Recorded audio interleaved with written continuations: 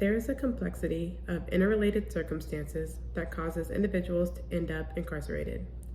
We see a correlation between neighborhoods with higher rates of poverty, unemployment, and social disorganization with incarceration, as well as deviant behaviors presented in adults who experience chronic adverse childhood experiences. And though we see these patterns that serve as a common antecedent to those who become incarcerated, it is important to note that one shoe does not fit all, and to avoid generalization and stereotypes, as not everyone who experiences these risk factors commits a crime.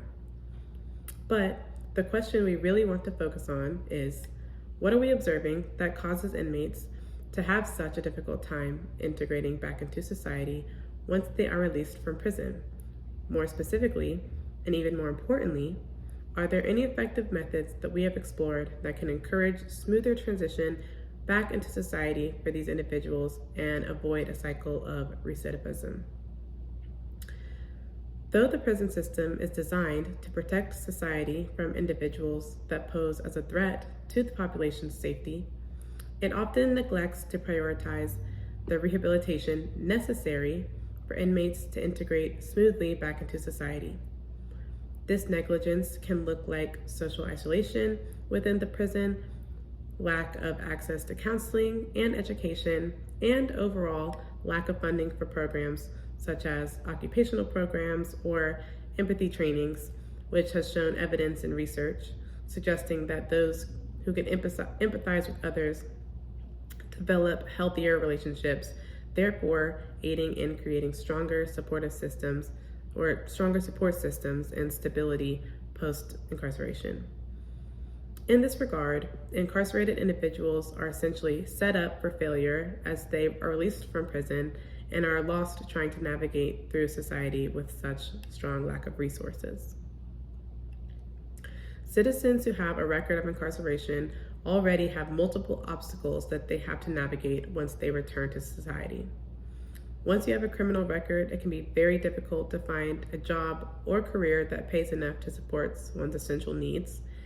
Those who once incarcerated often face prejudice within their community as well as stigma, and they likely give in to temptation to gravitate back towards deviant crowds, leading them to more susceptible and social pressures that ultimately make them engage in committing more crimes. So, what happens to citizens post-incarceration when they aren't provided with a sturdy foundation or understanding of their responsibilities? We often see continued deviant behavior such as drug abuse, violence, and oftentimes recidivism.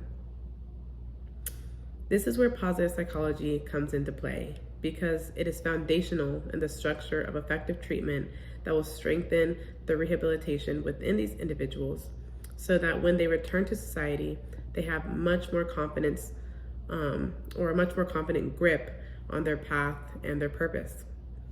Finding productive and proactive ways to promote healthy engagement between those post-incarcerated and their community is essential in ensuring that these individuals are set up for success. Individual counseling would help inmates work through their traumas as well as practice coping mechanisms, self-regulation, and identifying individual strengths as they integrate back into society. Group counseling can serve as a method of supportive engagement where post-incarcerated individuals can share similar experiences and help each other work through them. Assistance in searching for job opportunities can help line up a healthy routine and discipline within their community once returned, as well as other programs such as community service, which will ultimately create a strong foundation for post-incarcerated citizens who have the confidence and abundance of resources they need to independently navigate their future as a safe, responsible, and functioning member of society. There are many public figures that we know that have experienced incarceration and have publicly shared their experiences returning to society. These are experiences that we can take from and learn from and be inspired by that can guide us through better methods of intervention and stop the cycle of returning back into the incarceration system.